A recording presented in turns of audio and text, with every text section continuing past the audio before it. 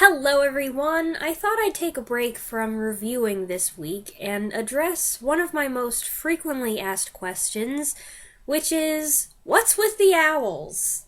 A lot of you have noticed that there are always owls on the shelves behind me and have asked if there's any special story about that.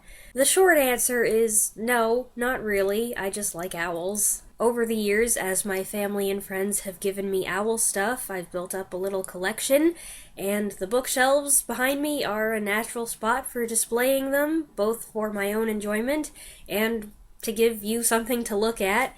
So I use them to decorate, and I swap them out from time to time as the season and as my mood dictates.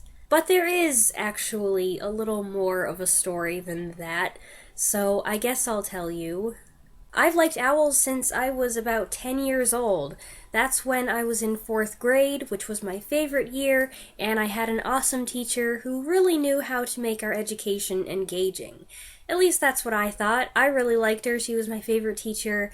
Some other kids thought she was strict, but she ran a tight ship. I appreciated that. We learned a lot. She read us several fun books. Oh, she made great choices when it came to reading in the classroom. She gave us little goodie bags that had trinkets in them related to what we were studying, but they were also fun, little erasers and pencils and little things like that, which I still have because I collect things. We watched movies and lots of old Reading Rainbow episodes, and she covered things like monarch butterflies and bats and ancient Mesopotamia and ancient Egypt. I really loved the ancient Egypt segment, and it was just a lot of really fascinating things and stuff that soaked in. Maybe it was a time in my life where I could just really start absorbing knowledge, but I think it was the way she taught things. It really hammered stuff into my mind, my impressionable mind, and stayed with me.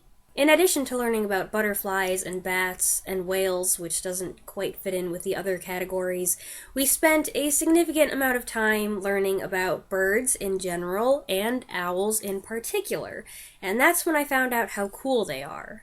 Actually, I like all birds of prey. I know it sounds cliche, but they're so majestic and graceful and powerful. They're kind of terrifying, especially if you're a little field mouse or something, and you see one of these birds of prey dive-bombing toward you with the sharp talons and the beak, but, they're such amazing birds, and they're such a pleasure to watch. And if you go out on one of those perfect cloudless days with the bright blue sky, and you see hawks kettling up, way up there, they just seem to get so much joy out of it. It almost makes me wish I could fly. I know that there's a more scientific reason for what they're doing when they're soaring around like that, but they just look like they're having so much fun. Owls are in a class of their own, though, as they have a number of peculiar traits. Peculiar meaning both unique to their own special group and a little strange. They can be cute, they can be spooky, and they have a reputation for being wise, thanks to a number of famous fictional owls. One of my favorite things we did when we were studying owls in 4th grade, and this is where my story gets a little bizarre, is dissect owl pellets as a science experiment. Maybe other kids do this in 4th grade, I don't know. I haven't exactly brought it up with a lot of people and asked them. Owl pellets, in case you don't know, are, well, owls don't digest their food the way most animals and humans do. They eat it, and it goes down and gets broken up, and the non-digestible parts, like bones and fur, get packed together into a pellet-like form. It kind of hardens, and it is regurgitated, meaning coughed up, rather than, coming out the other end. It's disgusting. My teacher got each of us in the class our own owl pellet and the necessary tools for dissection, little picks and things. We wore gloves. Did we have masks on? I can't remember. And there was also a guide sheet for identifying any bones we found. I think most of us were hoping to get a skull, because that would be the most identifiable bone. You know, if you get a little tiny femur or something, you're not exactly gonna know what that is. A skull, we all recognize that. Yes, it was a little gross, and I was freaked out by the idea at first, being a very squeamish person. But then it turned out to be so interesting, and I think it ended up being my favorite science-y thing I did in all my years at school. I had to participate in a lot of science experiments, and I did not enjoy most of them. But that owl pellet dissection, man, let me tell ya, I had a grand old time with that. I think the owl pellet sealed the deal for me, not in a weird way, but kind of in a weird way. I didn't really start collecting owls, though, until about 10 years ago. I did have a couple little owl things, owl beanie babies, I think, but the acquisition that really kicked the whole thing off was a little jade figure that I found on a class trip. My friends and I were in one of those hazy little shops full of overpriced knickknacks, and I was casually looking around for some not too expensive trinket to commemorate the day, to bring home as a souvenir. I walked by a shelf that had a few carved figurines on it, and the owl grabbed my attention. I don't know what it was that drew me in, if it was the color, which I loved. That was one of the first times that I realized, wow, I really like this shade of green, and I still love it. Or maybe it was the carving job, or the glittery gold eyes, and then I picked it up, and I don't know, it just felt really good in my hand. It was cold and smooth, and I just loved it, and I had to have it, so I bought it, and I consider that my first owl. And the rest is history. Now, owls suddenly became really popular a few years ago. They were in. You would go into a store and you'd be able to find all kinds of owl stuff, and my mom definitely took advantage of the trend. A lot of my owls were handpicked by my mom, and that just makes them even more special. For the rest of this video, I'm going to show you some of my owl stuff and give you close-ups of things that you normally just see on the shelf behind me, plus there are some items that you've probably never seen. I should point out that these items are not toys. Some of them are plush, but I don't consider them toys. I certainly don't play with them, and this video is not intended for children. These items are collectibles, decorations, and accessories, and some of them are breakable. Also, this video isn't exhaustive. I've got some other owl-decorated things that I didn't haul out, little pads of paper, notebooks, things like that. I couldn't go through the whole room. On with the parade! Okay, we start with one of my most recent acquisitions, this little puffball. He's cute and soft, sheds a bit too. There's this little guy, a good fall decoration because of the orange. I think he's actually a salt or pepper shaker, but I only have the one. Here's a little stuffed owl. Guess what my favorite part of this one is? Yup, those are what my eyebrows will look like if I sleep on my face too long. Here's one of a few Thai keychain owls I've got. I also get this one out for fall because orange, also purple. I know some people say orange and purple don't match, but they kind of do. Another favorite fall owl, love that face. The fur on the back is interesting, kind of like a grayscale leopard print. Here's another favorite. This blue and white owl was also one of the first ones in my collection. My mom found it in a little country gift shop and surprised me with it. She also picked up a matching blue and white bunny for herself, so we have a little set. My friend gave me this owl glass jar this year. I really love the pale green gingham pattern on the lid. It came with a little plastic straw so you can drink out of it if you want to. I probably won't.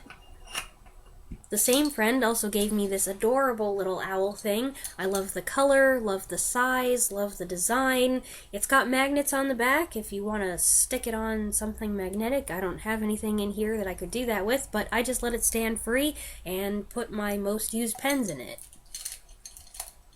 This mug was a Christmas gift from my sister. All the different colors are fun. I don't have anything else like this. And because the face is pink and kind of heart-shaped, I often get it out in February for Valentine's Day. I got this plush guy from my parents several years ago. He's very soft and squeezable. He's got a chenille body, a corduroy belly, corduroy on his legs, And he's a perfect shelf sitter with those legs.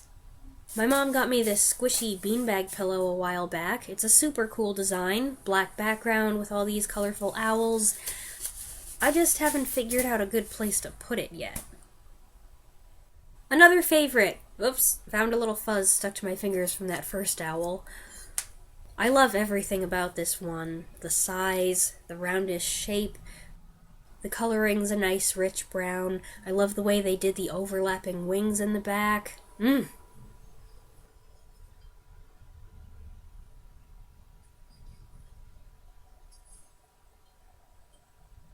Another soft one that sheds. This is probably my biggest owl. It's also super soft, and they made some interesting texture choices to give it a spotted look. Has a great pose, too. I just got this mug, which says it's been a long day. It's a surprisingly accurate representation of what I look like in the morning sometimes. The hair just, oof, yeah. Phase 2, the box. This one, okay, it's actually a baby toy, one of those things with all the blanket tags attached around the border because babies like to play with those. I don't have a baby, I didn't have a baby when I got this, but it's really soft and I liked the pastels and whatever. I wouldn't let a baby play with it because it's a collectible now, it's mine. This little guy, I can't remember, is he a Thai product? I should have looked at the tush tag. He's very soft, as you can tell by how much I'm petting it. A nice year-round owl. This one's definitely a Thai product, one of my only snowy owls.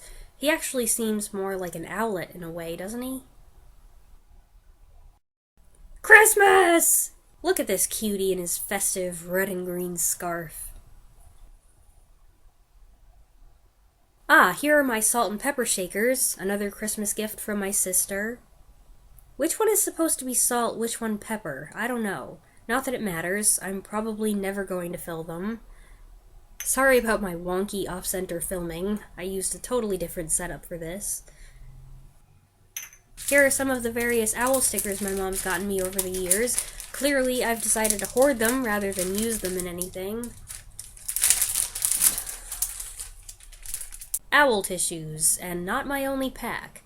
It's a fun item, but these things actually don't make great tissues. Found that out the hard way. Check out this owl plate a friend gave me. It's shiny and colorful and would be a great way to serve cookies or cheese and crackers if I ever hosted an owl party. Here's my owl tin, decorated with fanciful barn owls. My mom also has an owl tin from the same series, but with a different design. I use it to store my smaller and more fragile owls. Wow, this makes me look weak.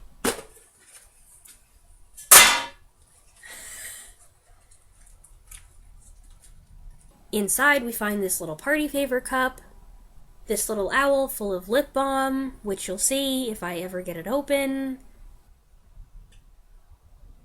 It's basically untouched because I prefer Blistex.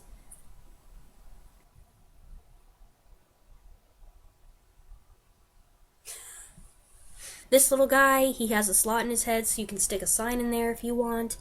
This fancy tea light candle, which I'll never burn. Ah, here's the one that started it all. This is the jade owl I found in a shop on a school trip. I'm not sure if it's authentic jade or not, but I don't really care. It's the genesis of the collection and still one of my favorite pieces. My brother gave me this bobblehead. It's a source of endless amusement. I'm honestly not sure if this figurine was a gift from my parents or my brother. Sorry, guys. I think it's from my parents.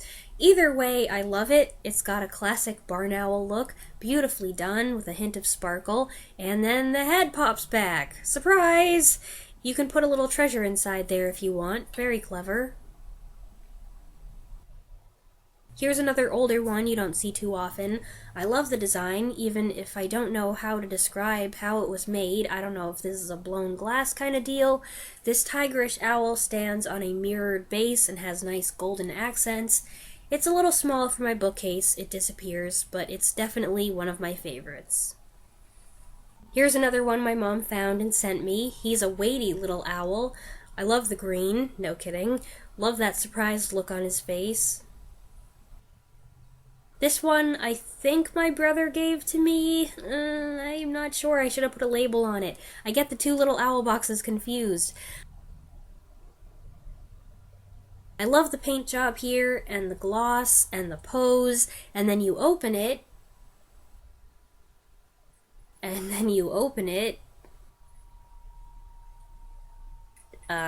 wow, this is embarrassing. Okay,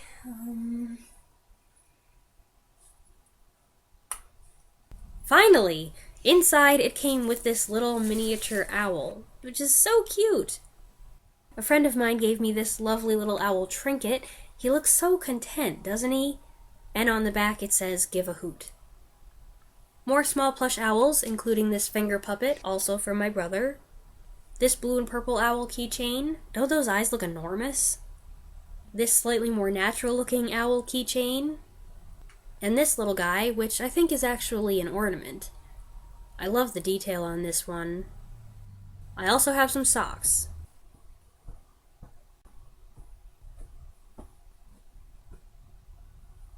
There's also this flag, this clock. Another friend gave me this old owl bell she found. Here are a few owl necklaces, which look way better in person. This one from my brother, which opens up to reveal a little clock. Super cool. This owl from my parents, which was my first owl necklace. This one, which my mom picked. And this one, which my dad picked. And here's my owl scarf, another Christmas gift from my sister. It's decorated with teal owls and deep cranberry-colored owls, all on branches. And it's huge! This thing is voluminous. I tried to get the whole thing on camera. As you can see, that didn't go so well. Like a lot of scarves, it can be worn a variety of different ways. I like scarves as accessories, but I don't really know what I'm doing. If I want to tie a special knot, I usually have to look it up on the internet, so maybe don't take fashion advice from me.